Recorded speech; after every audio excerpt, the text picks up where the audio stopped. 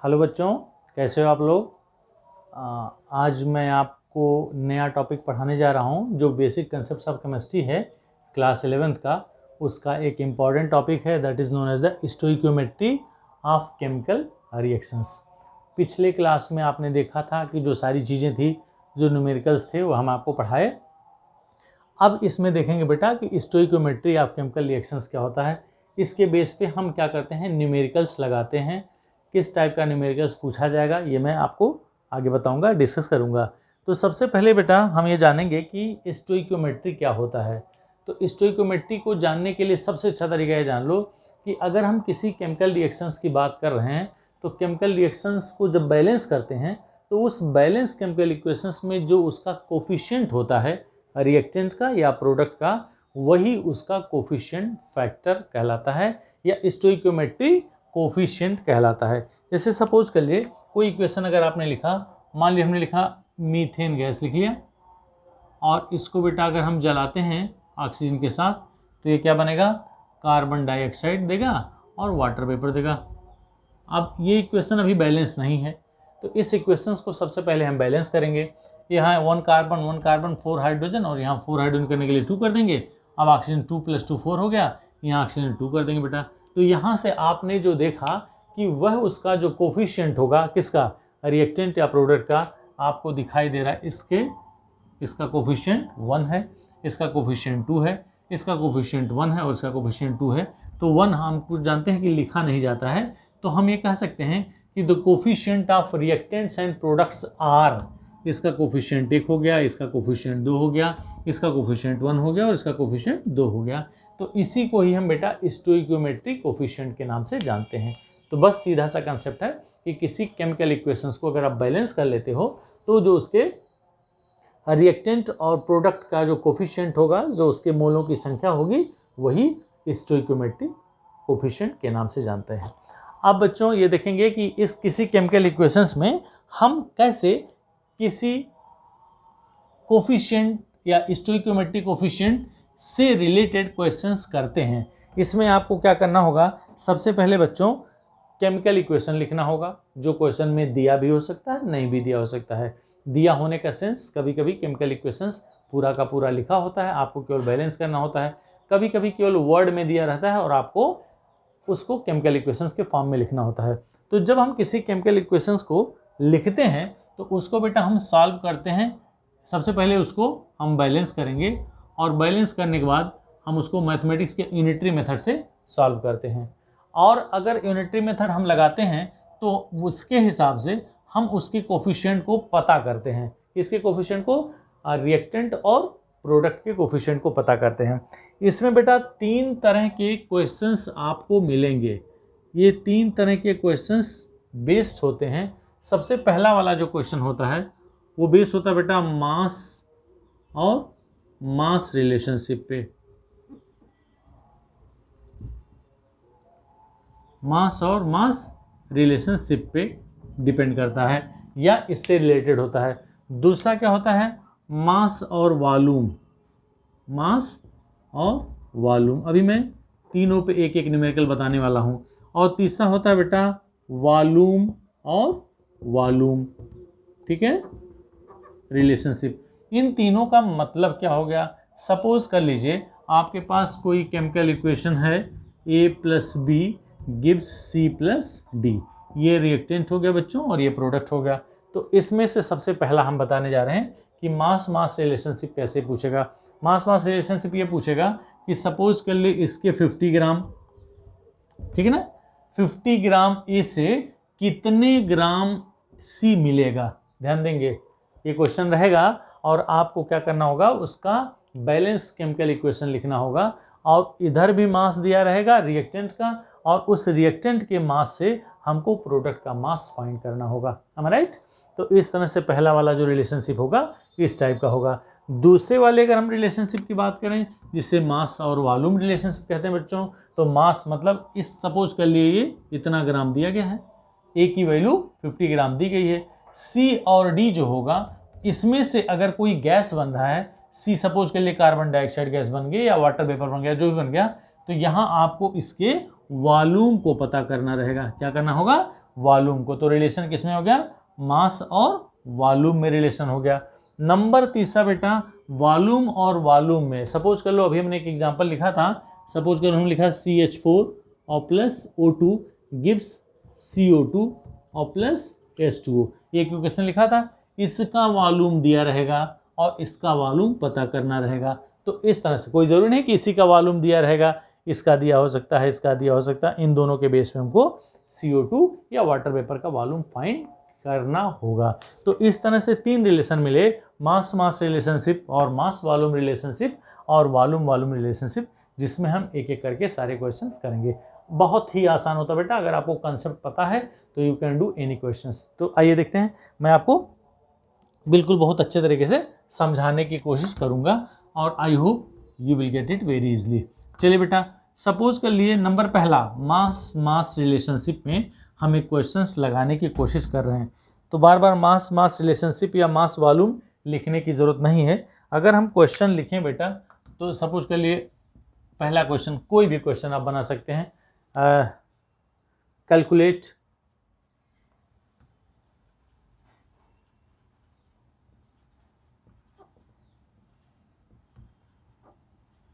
amount of water by the combustion of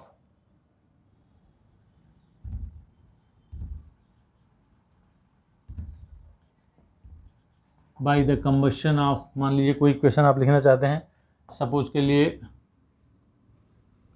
30 gram of ethane gas, 30 gram of ethane gas. देखो बेटा ये question है, calculate amount of water by the combustion of 30 gram of the ethane gas, ये question दिया है। अब इस question को आपको सबसे पहला काम केमिकल इक्वेशंस फॉर्म में लिखना है। वी नो दैट, हम अगर देखते हैं बेटा, ईथेन गैस को अगर लिखना चाहें तो ईथेन गैस का फार्मूला होता है C2H6, और जब इसका कंबशन होगा तो ये क्या देगा, कार्बन डाइऑक्साइड और प्लस वाटर वेपर। आगे चल करके मैं आपको ऑर्गेनिक केमिस्ट्री में और भी बहुत सारी चीज़ें पढ़ाने वाला हूँ, तो आप आज से जान लो, नोट कर लो कि किसी भी हाइड्रोकार्बन को, या मोस्टली हम ये कह सकते हैं ऑलमोस्ट जो ऑर्गेनिक कंपाउंड्स होते हैं, बाय हीटिंग या by combustion almost they are giving the carbon dioxide and water vapour. या अगर हम कह सकते हैं कि हाइड्रोकार्बन को अगर जलाते हैं तो कार्बन डाइऑक्साइड और वाटर वेपर बनता है। तो ये इक्वेशन हो गया बच्चों। सबसे पहला काम, हम इस इक्वेशन को बैलेंस करेंगे, क्योंकि बिना बैलेंस किए हमको कुछ नहीं आने वाला है। तो C2H6 + O2 give CO2। Balance, chemical balancing मैं आपको पढ़ा दिया हूँ बहुत बार, जैसे हिट एंड ट्रायल मेथड होता है, एल्जेब्रिक मेथड होता है, पार्शियल इक्वेशन मेथड होता है। तो हम किसी भी मेथड से इसको कर सकते हैं, जनरली हम इसको हिट एंड ट्रायल मेथड से करते हैं। आइए बेटा, अगर हम इसको बैलेंस करेंगे, देखो कार्बन की संख्या 2 है तो हम यहाँ 2 कर देंगे, लेकिन मेरे दिमाग में बात स्ट्राइक कर रही कि हाइड्रोजन की संख्या यहाँ 6 है। हाइड्रोजन की संख्या 6 करने के लिए आपको यहाँ 3 से मल्टीप्लाई करना पड़ेगा। जैसे आप 3 से मल्टीप्लाई करो बेटा, ऑक्सीजन का नंबर ऑड हो जाएगा। Try to understand. तो ऑक्सीजन के नंबर को ऑड ना करना हो, इसलिए हम इसको यहाँ इवन बना देंगे। 2, 6 और 12। हाइड्रोजन की संख्या 12 हो गई, और हाइड्रोजन की संख्या 12 करने के लिए आपने यहाँ 6 कर दिया, हो गया। अब कार्बन की संख्या बेटा हो गई यहाँ 4, तो कार्बन की संख्या यहाँ 4 कर देंगे। अब ऑक्सीजन हो गया 4, 2 और 8 और प्लस 6, 8 + 6 = 14, और 14 को कैसे बैलेंस करेंगे, 7O2। ये आपका बैलेंस इक्वेशन हो गया। 2C2H4 + 7O2 gives 4CO2 + 6H2O। ये बैलेंस इक्वेशन हो गया बेटा। तो कोफिशिएंट, स्टोइकियोमेट्रिक कोफिशिएंट क्या हो गया, ईथेन का 2 हो गया, ऑक्सीजन का 7 हो गया, और कार्बन डाइऑक्साइड का 4 हो गया, और इसका 6 हो गया। तो आपको इसमें 2 चीज़ें चाहिए, कैलकुलेट अमाउंट ऑफ वाटर, इसका अमाउंट चाहिए, और इस ईथेन का अमाउंट चाहिए। तो सबसे पहले बेटा, अगर हम इसके मॉलिक्यूलर मास की बात करें तो मॉलिक्यूलर या ग्राम मॉलिक्यूलर मास निकाल लेंगे। आइए देखते हैं, अगर हम इसका ग्राम मॉलिक्यूलर मास निकालेंगे तो 2 हो गया, और कार्बन की वैल्यू कितनी होती है, 12। कार्बन का एटॉमिक मास कितना होता है बेटा, 12। तो 12 × 2 = 24, और प्लस हाइड्रोजन 6 है, तो ये हो गया 24 + 6 30, और 30 × 2 = 60। और यहाँ से वाटर की वैल्यू फाइंड करनी थी बच्चों, तो ये कितना होगा बेटा, 6 × ये हो गया 2 और प्लस 16, तो ये हो गया 16 और 2 18, 18 छक्का 108। गौर से देखेंगे ये कितना हो गया बेटा, 108 ग्राम, और ये क्या हो गया 60 ग्राम। अगर हम इसके ग्राम मालिक्यूलर मास की बात करें तो 60 ये हो गया और 108 ग्राम ये हो गया। क्यों हमने इन्हीं दोनों को लिखा बेटा, हम इसको और इसको नहीं लिखे, जरूरत नहीं है, क्योंकि इक्वेशंस को पढ़ने में आपने देखा कैलकुलेट अमाउंट ऑफ वाटर की जरूरत पड़ रही है by the combustion of ethane gas, इसकी जरूरत पड़ रही है और इसकी जरूरत पड़ रही है, इसलिए हम केवल इसको लिखे हैं और इसको लिखे हैं, मीन्स इसका मालिक्यूलर मास और उसका मालिक्यूलर मास। आओ बच्चों अब देखते हैं, अब अगर हम यूनिटरी मेथड लगाते हैं तो हमको किसकी वैल्यू फाइंड करनी है, कैलकुलेट अमाउंट ऑफ वाटर। गौर से देखना, तो हम ये कह सकते हैं कि 108 ग्राम वाटर प्राप्त हो रहा है, कितने से बेटा, 60 ग्राम से। ये आपका क्वेश्चन हो गया, तो लिखेंगे 60 ग्राम ईथेन C2H6, जिसे क्या कहेंगे, ईथेन। 60 ग्राम ईथेन गिब्स मतलब देता है या प्रोड्यूस करता है। 60 gram ethane produces 108 gram water according to the balance chemical equation. ठीक है ना, आपने देखा 2 16 + 2 16 2 18 और 18 छक्का 108। ठीक है ना, इस तरह से देयरफॉर यहाँ लिखेंगे since 60 gram this much gives this much, therefore बहुत आसान बेटा, 1 ग्राम आप निकाल लो, 1 ग्राम C2H4 या C2H6 गिव्स कितना होगा, 108 डिवाइड बाई 60। ये यूनिटरी मेथड में यूज कर रहा हूँ, ग्राम वाटर। तो देयरफॉर बेटा आपको कितने से निकालना था, 30 ग्राम, जो क्वेश्चन में दिया गया है 30 ग्राम इथेन। 30 ग्राम इथेन गिव्स, कैसे करेंगे, 108 अपॉन 60 इंटू 30। ठीक है ना, अभी कट गया, ये 30 इंटू 2 इजकल टू 60, 2 से काटेंगे तो क्या होगा 54। तो क्या होगा बेटा, this much gram of water, this is equal to कितना है बच्चों, 54 ग्राम ऑफ वाटर। ये आपका आंसर हो गया। क्या हो गया कि अगर हम क्वेश्चंस को फिर से देखें, अगर हम 60 ग्राम ईथेन को जलाते हैं तो हमको 108 ग्राम यानी 108 ग्राम वाटर प्राप्त होता है बेटा। लेकिन अगर 60 की जगह हम इसको 30 कर दें तो जाहिर सी बात है इसका आधा होना चाहिए यूनिटरी मेथड से, तो 108 का आधा कितना हो गया, 54 ग्राम ऑफ द वाटर। तो ये किस बेस पे था, अगर आप लिखना चाहें तो यहाँ मैं लिख दूंगा, ये कौन सा था, मास रिलेशनशिप, मास रिलेशनशिप का क्वेश्चन था। ये मैं बार बार आपको बता दे रहा हूँ कि 3 तरह के रिलेशनशिप पे आपको क्या करना है, न्यूमेरिकल्स लगाना है, mass relationship, mass volume relationship और वॉल्यूम रिलेशनशिप। तो आई होप यू अंडरस्टूड। तो किसी भी इक्वेशन को सबसे पहला काम बेटा बैलेंस करें, इक्वेशन लिखें, उसको इक्वेशन लिखने के बाद आप क्या करोगे, बैलेंस करोगे, और बैलेंस करने के बाद जो क्वेश्चन में दे रहा है कोरिलेट करिए उसको कि किस किस चीज़ की ज़रूरत है। यहाँ इस इक्वेशन में वाटर की ज़रूरत थी और इथेन गैस की जरूरत है, तो इसका मालिक्यूलर मास निकालेंगे, ग्राम मालिक्यूलर मास, और इसका ग्राम मालिक्यूलर मास निकालेंगे। अब उसको एक दूसरे को कोरिलेट करके हम यूनिटरी मेथड यूज करेंगे और हमारा सॉल्यूशन बड़े ही आसानी से आ जाएगा। तो ये हो गया मास रिलेशनशिप। अब आपको मैं बताऊंगा मास वॉल्यूम रिलेशनशिप का दूसरा क्वेश्चन। तो ये क्वेश्चन है बच्चों, what volume of oxygen at 18 degree Celsius and 750 millimetre pressure can be obtained from 10 gram of potassium chlorate और this question is based on the mass volume relationship। आइए, अगर ऐसा क्वेश्चन है तो क्या करते हैं बच्चों, कैसे लगाते हैं। सबसे पहले हमें इस पोटेशियम क्लोरेट का डिकम्पोजिशन देखना होगा। तो पोटेशियम क्लोरेट का डिकम्पोजिशन देखेंगे बच्चों तो क्या होगा, यहाँ लिखते हैं पोटेशियम क्लोरेट का जब डिकम्पोजिशन होगा, मतलब जब हम इसको हीट करेंगे तो क्या बनता है, पोटेशियम क्लोराइड बनेगा और प्लस ऑक्सीजन बनेगा। तो सबसे पहला काम जैसा मैंने आपको बताया कि वी हैव टू बैलेंस, पहले हम स्टोइकियोमेट्रिक कोफिशिएंट निकालेंगे। तो जब बैलेंस करेंगे, ये बैलेंस नहीं है, अगर हम कम से कम यहाँ 2 करें तो 2 KCl, यहाँ 2 KCl, ऑक्सीजन 6 हो गया, ऑक्सीजन 6 करने के लिए बेटा यहाँ 3O2 हो गया। am I right? अब देखिए इस क्वेश्चन में क्या क्या है, पोटेशियम क्लोरेट का इन्वॉल्वमेंट है और किसका इन्वॉल्वमेंट बेटा, ऑक्सीजन का इन्वॉल्वमेंट है। तो हम इन दोनों चीज़ों के बारे में बात करेंगे, ठीक है। तो अब यहाँ देखते हैं पोटेशियम क्लोरेट, यहाँ इसका मॉलिक्यूलर मास अगर निकालते हैं, पोटेशियम की वैल्यू होती है 39 और क्लोरीन की वैल्यू होती है बेटा 35.5 और ऑक्सीजन की वैल्यू होती है 16×48, ठीक है। जब हम इसको ऐड करेंगे तो इसकी वैल्यू हो गई this is equal to 2 into, इसको जब सॉल्व करेंगे तो जगह 0.5, आई होप 122, 8 5 13 और 10 23 1 कम 22, 2 4 2 6 6 3 9 9 3 12, यस 122.5 हो गया। और इसको हम सीधे लिख सकते हैं बच्चों 245 ग्राम, ये 245 ग्राम पोटेशियम क्लोरेट हो गया।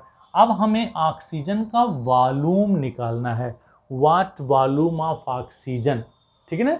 तो इस एक एसटीपी पर किसी भी गैस के 1 मोल का जो वॉल्यूम होता है वो कितना होता है 3 × 22.4 लीटर। ध्यान रखेंगे, at STP the volume of 1 mole of any gas is 22.4 litre. तो कितना होगा बच्चों 3 4 are 12, 3 2 are 6 प्लस 7, 3 2 are 6, ठीक है ना, 22 3 66 67.2, यह जो वैल्यू आएगी वो लीटर में आएगी। ध्यान से देखेंगे तो हम ये कह सकते हैं, अगर इस इक्वेशंस को देखें, लिखेंगे सिंस 245 ग्राम, ठीक है ना जी, 245 gram potassium chlorate gives is equal to 3 volume of O2, ठीक है ना। और ये जो 3 वॉल्यूम की वैल्यू हो गई तो दिस इज इक्वल टू बेटा 3 × 22.4 that is equal to 67.2 litre.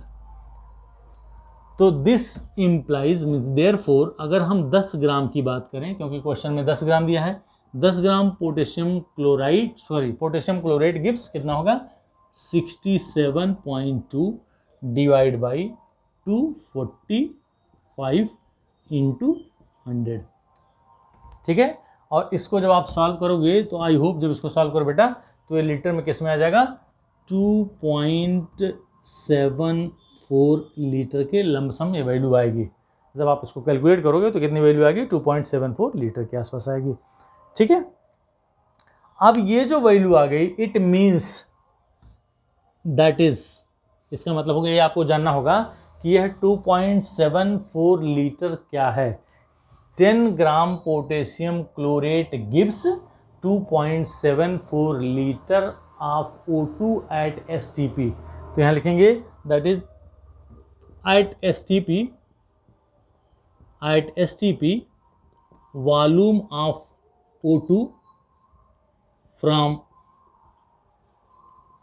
10 gram of potassium chlorate, ये ध्यान से लिखेंगे, that is at STP volume of O2 from 10 gram of potassium chlorate is equal to हो गया बेटा 2.74 लीटर। ये ध्यान रखेंगे, अभी आंसर नहीं आया है, ये क्या है STP पर 10 ग्राम पोटेशियम क्लोरेट ने दिया 2.74 लीटर।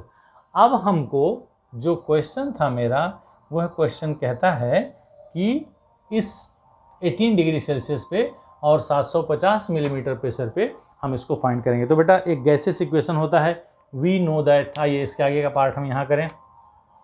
सिंस हमको पता है P1V1/T1 is equal to P2V2/T2। अब यह P1V1/T1 is equal to P2V2/T2, यह जो P1V1 और T1 है ये बेटा इट इज गिवन, ये गिवन वाला पार्ट हो गया, और ये किसके लिए हो गया STP के लिए हो गया। अब आइए वही रिपोर्ट करते हैं, भैया आपको बिल्कुल आंसर मिल जाएगा। P1 की वैल्यू कितना है बेटा गिवन वाले में 750 इंटू V1 की वैल्यू आपको यहीं फाइंड करनी है, तो यहाँ लिखेंगे V1 डिवाइड बाई T1 की वैल्यू है 18 डिग्री सेल्सियस। तो जो गैसेस इक्वेशन में हम टेम्परेचर लेते हैं बच्चों वो कितना होता है 273 केल्विन। मतलब अगर हम इस डिग्री सेल्सियस को कन्वर्ट करें किसमें केल्विन में, तो 273 प्लस 18 इज इक्वल टू कितना हो जाएगा 17 18 291 केल्विन हो जाएगा। ध्यान देना 18 डिग्री सेल्सियस को हमने क्या किया, केल्विन में जब कन्वर्ट किया तो कितनी वैल्यू आ गई 291। This is equal to P2 की जो वैल्यू होती है, STP पर किसी भी गैस का जो प्रेशर होता है वो 760 होता है। V2 की वैल्यू आपने यहाँ निकाला है बेटा, कितना आया है 2.74 और डिवाइड बाई T2 की वैल्यू क्या होती है, ये 0 डिग्री सेल्सियस होती है, तो जिसे हम 273 केल्विन कहते हैं। फिर से सुन लें कि यही चीज़ बच्चे नहीं कर पाते हैं अक्सर कि P1 V1 by T1, P1 क्या हो गया, इसका प्रेशर 750, V1 हमको फाइंड करना है और T1 18 डिग्री सेल्सियस था, 18 में जब 273 ऐड करेंगे तो 291 हो गया बच्चों। और STP पर P2 होता है 1 एटमॉस्फेरिक प्रेशर या 760 मिलीमीटर ऑफ प्रेशर। V2 की वैल्यू है 2.74, अभी भी आपने कैलकुलेट किया, नियरेस्ट वैल्यू मैंने आपको बताया, और T2 की वैल्यू होती है 0 डिग्री सेल्सियस यानी 273 केल्विन। तो दिस इम्प्लाइज, अगर हम इसको सॉल्व करें तो यहाँ से क्रॉस मल्टीप्लिकेशन करेंगे बच्चों, तो क्या हो जाएगा V1 is equal to V1 ये वाला हो गया, तो सबसे पहले लिखेंगे 760 इंटू 2.74 इंटू 291, इतना इतना और इतना 276 प्लस 2.74 और प्लस 291 डिवाइड बाई कितने से करेंगे बेटा 750 इंटू 273। तो यहाँ से आप क्या करोगे, ये 0 और ये 0 कट गया, ध्यान से देखेंगे 760 और 750 में 0 0 कट गया, तो जो वैल्यू आ गई वो कुछ नहीं 76 into 2.74 into 291 divide by 75 into 273। ये जो वैल्यू आएगी बेटा, चूंकि ये V1 है, V1 का मतलब वॉल्यूम हो गया, तो जब इसको सॉल्व करोगे यू हैव टू डू, तो इसकी वैल्यू लगभग आएगी 2.96 लीटर के आसपास वैल्यू आएगी। तो इस तरह से ये तो कैलकुलेशन करना आपका पार्ट है, मैं आपको बता देना कि आंसर इसका यही आएगा 2.96 litre is equal to the value means V1 is equal to 2.96। तो हम ये कह सकते हैं कि वाट वॉल्यूम ऑफ ऑक्सीजन, यानी ऑक्सीजन का जो वॉल्यूम मिलेगा कितने पे 18 डिग्री सेल्सियस और 750 मिलीमीटर प्रेशर पे, वह कितना आएगा बेटा 2.96 लीटर। आइए एक बार फिर से मैं रिपीट कर देता हूँ, हो सकता है बाद में आपने सोचना शुरू किया हो। पोटेशियम क्लोराइड का जब डिकम्पोजिशन होगा बेटा तो पोटेशियम क्लोराइड और ऑक्सीजन बनेगा। पोटेशियम क्लोराइड का मालिकुलर मास जो होगा वो 245 ग्राम हो गया, और यहाँ 2 मोल पोटेशियम क्लोराइड देगा 3 मोल ऑक्सीजन, तो 2 मोल पोटेशियम क्लोराइड का मास हो गया 245 ग्राम और O2 कितना आ गया 67.2। तो यहाँ लिखा है 245 ग्राम KClO3 गिव्स 67.2 लीटर, इसलिए 10 ग्राम देगा बेटा 2.74, ये हो गया। तो ये जो 10 ग्राम दे रहा है वैल्यू, वो किस पे दे रहा है बेटा STP पर, किस पे दे रहा है STP पर। अब अगर हमको इस गैसेस इक्वेशन से इसकी वॉल्यूम को कैलकुलेट करना हो तो P1 V1 by T1 equal to P2 V2 by T2। P1 V1 by T1 किसके लिए मान लो, गिवन के लिए, यानी जो क्वेश्चन में दिया गया है जिसको आपको निकालना है, और P2 V2 बाई T2 क्या होगा बेटा STP पर निकालना होगा। तो जब STP पर निकालोगे तो P1 की वैल्यू क्या हो गई 750 दी गई थी, V1 की वैल्यू आपको फाइंड करनी है, T1 की वैल्यू 18 डिग्री सेल्सियस का मतलब होगा 291 केल्विन हो गया, और P2 की वैल्यू 760 यानी 1 एटमॉस्फेयर की वैल्यू होगी, और V2 की वैल्यू आपको आ गई 2.74 और T2 की वैल्यू 0 डिग्री सेल्सियस यानी 273 केल्विन। तो इस तरह से जब आप V1 की वैल्यू निकालोगे तो this will come 2.96 approximately value I am telling, you can check it very clearly कि V1 की वैल्यू जो होगी वो 2.96 लीटर होगी, यही आपका आंसर हो गया। ठीक है, तो हमने बेटा बता दिया क्या, दूसरा क्वेश्चन मास वॉल्यूम रिलेशनशिप का, ये दूसरा क्वेश्चन हो गया। ठीक है, अब हम बात करेंगे नंबर तीसरा, जिसे कहते हैं वॉल्यूम वॉल्यूम रिलेशनशिप। आइए देखते हैं वॉल्यूम वॉल्यूम रिलेशनशिप का अगला क्वेश्चन। हाँ, तो ये बेटा तीसरा क्वेश्चन है जो वॉल्यूम वॉल्यूम रिलेशनशिप पे क्या कर रहा है, बेस्ड है। तो वॉल्यूम वॉल्यूम रिलेशनशिप पे जो क्वेश्चन है वो क्या रहा है, 5.6 litre of methane gas are ignited in oxygen gas, calculate the number of moles of carbon dioxide form. ये क्वेश्चन है और किस पे बेस है, वॉल्यूम वॉल्यूम रिलेशनशिप पे। आइए तो क्वेश्चन देखते हैं, किसका इग्निशन हो रहा है, मीथेन गैस का, तो मीथेन गैस का इग्निशन होगा तो बनेगा CH4 प्लस O2 गिव्स क्या देगा, कार्बन डाइऑक्साइड और प्लस वाटर वेपर। ये क्वेश्चन हो गया बेटा। अब इसको हम क्या करेंगे, बैलेंस करेंगे। बहुत शुरू से ही देखते आ रहे हैं क्वेश्चन। ये हाइड्रोजन की संख्या यहाँ 4 है तो यहाँ 4 कर देंगे, ऑक्सीजन 4 हो गया बेटा, यहाँ ऑक्सीजन 4 कर देंगे। तो यहाँ हमने देखा कि 5.6 litre of methane gas are ignited. इस 1 मोल मीथेन से 1 मोल CO2 प्राप्त हो रहा है। तो 1 मोल मीथेन का जो मास होगा वो कितना होगा, 16 ग्राम। लेकिन हमको यहाँ मास की ज़रूरत नहीं है। क्या होगा बेटा, यहाँ हमको वॉल्यूम लेना है। तो वॉल्यूम का मतलब एक वॉल्यूम की जो वैल्यू होती है वो 22.4 लीटर होता है। और यहाँ से कितना CO2 दे रहा है, 1 मोल। अगर आप इसको देखेंगे स्टोइकियोमेट्रिक फैक्टर, तो 1 मोल CH4 दे रहा है, 1 मोल CO2। बहुत आसान है। तो लिखेंगे सिंस, यूनिटी मेथड लगाएंगे, सिंस 22.4 लीटर CH4 प्रोड्यूसेस, ठीक है, this produces is equal to कितना होगा बेटा, 1 मोल CO2। 1 मोल CO2 दे रहा है। 22.4 लीटर क्यों लिखे हैं, क्योंकि 1 मोल पे किसी भी गैस का जो STP पर वॉल्यूम होता है वो 22.4 लीटर होता है। तो देयरफॉर कितना बेटा, जो वैल्यू दी गई थी 5.6 लीटर। बहुत आसान क्वेश्चन है। 5.6 लीटर मीथेन प्रोड्यूसेस क्या होगा, 1/22.4 इंटू 5.6, ये मोल होगा। क्या होगा बेटा, मोल। तो जब इसको आप सॉल्व करोगे तो क्या हो जाएगा, 22.4 1/22.4 इंटू 5.6, तो 5 चौको 20 यानी 1/4। ये कितना आ गया, 1/4। और दिस इज इक्वल टू 0.25 मोल। अभी एक चीज़ और बताता हूँ कि ये तो इसका आंसर हो गया, जो आपने क्वेश्चन लिखा था उसका आंसर हो गया। कभी कभी ये भी पूछ सकता है इन प्लेस ऑफ 0.25 मोल कि 5.6 litre of methane gas are ignited in oxygen gas, तो calculate the number of moles की जगह लिखेंगे calculate the volume of carbon dioxide formed. तो अगर आप इसको वॉल्यूम फाइंड करना चाहते हैं बेटा, तो 0.25 मोल में 1 मोल की वैल्यू कितनी होती है, यहाँ अगर आप लिखना चाहें 1 मोल इज इक्वल टू कितना होता है, 1 मोल का वॉल्यूम होता है 22.4 लीटर के, तो 0.25 मोल की वैल्यू आप निकाल सकते हैं। यानी कि 22.4 में आप 0.25 से जब क्या करोगे, मल्टीप्लाई करोगे तो 5 चौको 20, आई होप पॉइंट कितना है बेटा, 5 पॉइंट, वही जो वैल्यू आ रही थी 5.6 लीटर के आसपास आ जाएगी। तो अभी जो आपका क्वेश्चन था उस क्वेश्चन के बेस पे हमने नंबर ऑफ मोल्स निकाला। मतलब चूंकि ये वॉल्यूम रिलेशनशिप था तो यहाँ भी वॉल्यूम और वहाँ भी वॉल्यूम हो सकता है। तो इस तरह से बेटा हम किसी भी क्वेश्चंस को आसानी से कर सकते हैं, which is based on the stoichiometric coefficient of a chemical reactions. तो आई होप आपको ये देखने में या ये टॉपिक पढ़ने में मज़ा आया होगा, समझ में आया होगा। अगर आपको इस तरह से कोई भी क्वेश्चंस आता है या उसका सॉल्यूशन आप चाहते हैं तो definitely you have to comment, ठीक है ना। तो आप इसको कमेंट करें, लाइक करें, शेयर करें और इन्जॉय करते रहें नए नए टॉपिक का। ओके बेटा, thank you so much for watching.